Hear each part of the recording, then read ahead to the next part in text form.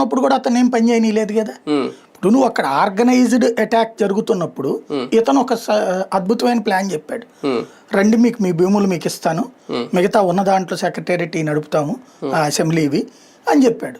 లేదు నాకు నా భూములు అక్కర్లేదు, చంద్రబాబు వచ్చేదాకా నువ్వు ముట్టుకోబాకని చెప్పారు. అంటే అప్పుడు వాళ్ళు హోప్స్ పెట్టుకున్నారు బాబు గారి మీద, టీడీపీ మీద వస్తేనే. కానీ ఇప్పుడు వాళ్ళకే అర్థమైంది ఏమైంది, ఇప్పటికి కూడా ఏం కాదు. ఇదంతా వాళ్ళు కూడా ఒక చిన్న తరహా బ్లాక్మెయిల్ ప్రభుత్వాన్ని, వాళ్ళు కోరుకున్నట్టు చేయడు. వాళ్ళకి తెలియదా?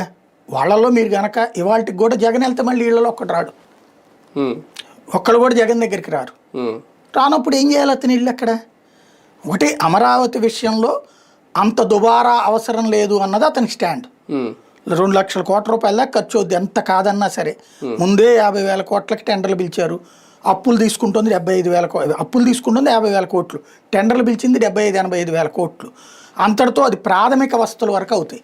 మిగతా ఎన్ని కావాలంటే నిదానంగా అది 1,00,000 కోట్లు, 1,50,000 కోట్లు, 2 లక్షల కోట్లు అవుతాయి. అదే అనేది అవుతాయి. అయ్యి రేపు నాకు తెలిసి 29 కల్లా రోడ్లు అయిపోతాయి, ప్రభుత్వ భవనాల వరకు అవుతాయి. ఆ టవర్స్ అవి కనీసం 3 వంతులు పూర్తవడమో ఏదో జరుగుతుంది.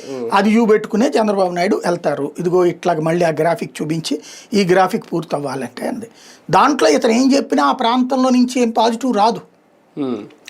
ఇంకా దాంట్లో ఇతను నన్ను అడిగితే ఒకటే, ఇతనికి వాళ్ళు ఇతన్ని అవాయిడ్ చేయడానికి అనుగుణంగా అక్కడ ఒక ఎకో సిస్టమ్ డెవలప్